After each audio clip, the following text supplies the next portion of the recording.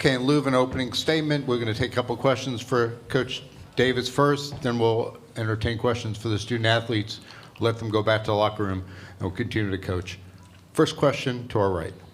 Josh Graham, WSJS. Coach, you said about a month ago it's very important to you how Armando finishes his career. To see what he did tonight, just how special is it watching from your viewpoint? Yeah, it is.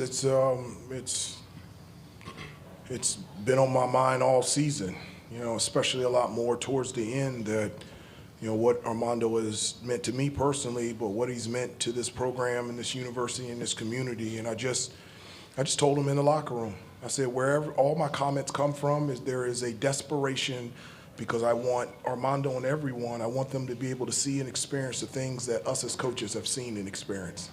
That's where it comes from. And I'm just really proud of Armando. Somebody just made a stat, what was it, 15 rebounds, 6 straight NCAA tournament games. I mean, that's unreal. And can't think of a better person to be able to do that than Armando. Back left. Yeah, Hubert, obviously, Jae'Lyn with the, double-double off the bench, particularly in the first half, obviously getting to the free throw line a lot, things like that. How did you kind of see his activity, really start to, I guess, set the tone a little bit early on in that game? I agree with you. I think he did set the tone. I felt like in the first half, at times we were out of character from the standpoint we weren't finishing the defensive possession with a rebound. When we did, we always talk about making the easy play, limiting turnovers, and I think we had 6 in the first half, and they were all unforced. But Jae'Lyn, his energy and effort on both ends of the floor really ignited us and got us the lead going into halftime. I mean, he came off the bench, and his production was real. Okay, questions now for Armando, RJ, and Jae'Lyn, and please address the questions to a specific student athlete. First question here. John Treach, WCCB, Charlotte. Jae'Lyn, I'm sure there's a ton of risk and challenges involved anytime you transfer, but to have your best game as a Tar Heel come in your hometown in the NCAA tournament, how rewarding is that? It's extremely rewarding. I mean, honestly, having a double-double in front of, a lot of my family members in the stands and, contributing to the win is great, honestly. First time in the tournament, so, doing that in the first game is definitely surreal. Middle of the room to our right. Yeah, Kelly Blackburn for the Niner Times. Just going off of that, Jae'Lyn, you're from Charlotte. What does it mean to you to just have the game you did today and just having the opportunity to play in your hometown? It means a lot. Last outing that I had, or that we had here when we played Oklahoma, kind of got into foul trouble and ended up not really having the best playing time, I guess. So I think that I kind of wanted to make a statement this game. Second row in front of me. Jeremy Grandison, ESPN Charlotte. Armando, one part of your game that sticks out to me is your patience and your constant movement. You go to the elbow, that's not there. You go to the post-up, you switch sides. Can you just talk about your progression as a player and how it allows you to have stat lines like this consistently? Something we worked on every day in practice. At the beginning of practice, we always work on our post feeds, and early on in the year, I felt like at times I was a little impatient, not being able to find my spots, but ever since we started working on that, I've been a lot more comfortable in just figuring out my spots and not feeling like I need to rush anything. Right aisle. Aaron Beard with the AP. This is for Jae'Lyn. Sort of piggybacking off the earlier questions, Hubert was saying you set the tone. There was a lot of energy and activity you brought in the paint. What was sort of your mindset about being aggressive, getting on the glass, getting to the rim, running the court the way you did in the first half in particular? HD typically challenges us before the game and sometimes at half, saying that it doesn't need to be only an Armando Bacot rebounding game or a Harrison Ingram rebounding game. He challenges everybody else to, help out and clean up on the glass. Third row in front of me. Third row. Dennis Cox, 99 on the Fan, WRL Sports in Raleigh. RJ Davis, for you. You guys spoke earlier this week about the tempo of the game, how Wagner slows the game down a little bit. Do you guys feel like you're able to play at the pace that you want to play tonight? I think in the first half, we didn't do a good job of getting down to primary break. We had 0 fast break points going to the halftime, so the emphasis in the second half was try to get out and run, because that's a big advance for us, especially when we're playing in primary and getting easy layups. And we did a good job of kind of turning the ball over and getting finished in easy layups. I know there was a play when I threw the ball to Elliott and then Jae'Lyn finished with a dunk. So those are the type of plays that we needed. Third row to my right.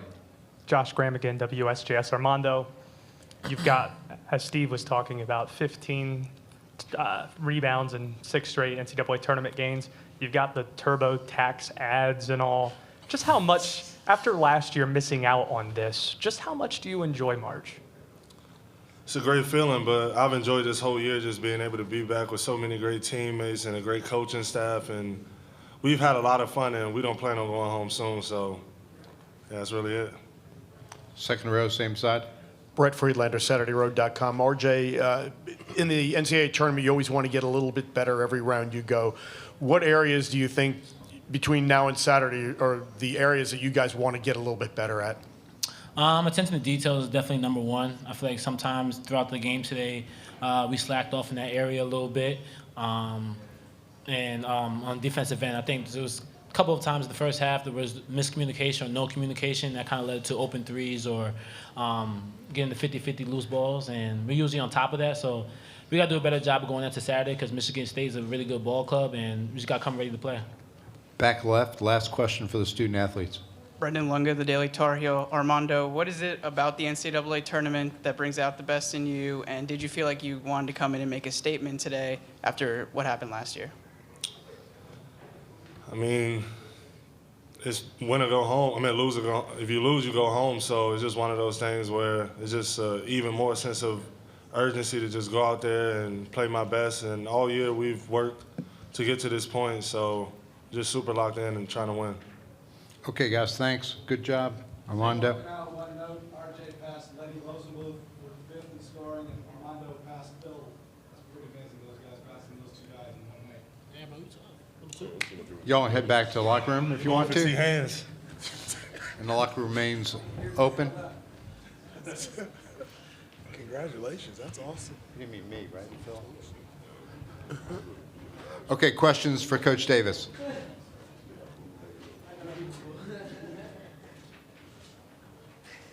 No further questions? Oh, front row. Second row, rather. Hubert, I'll ask you the same question that I asked RJ. What areas do you feel like are the most important to make that little improvement between this round and the next? I just, when I talked about that, I felt like at times we were out of character in the first half. We just got to be better defensively. We talk about finishing each possession defensively, 1, without fouling, and 2, getting the rebound. And we just got to do a better job at that. It hasn't been any secret. We've identified what allows us to have success, and that's get after it defensively, rebound, and take care of the basketball. And I felt like in the first half, we had moments where we weren't checking any of those boxes. And that's something, as you continue to move forward and, specifically against Michigan State, you just can't do that. You got to be sound in all 3 of those areas. Third row in front of me. Coach, second round matchups rarely have traditional heavyweights like Michigan State and North Carolina. As a basketball fan and a guy who's been in the game, can you appreciate this spot?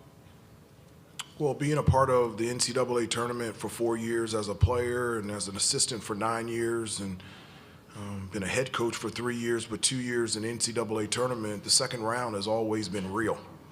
So I can't remember a time. My junior year, we played Villanova. That's 2 heavyweights. The year in 2017, we won the championship. It was us against Arkansas, 2 heavyweights. And so when it gets down to the round of 32, there's only 32 teams left. So that round is normally going to be 2 extremely good programs. And we're excited about the challenge of playing against a great Michigan State team.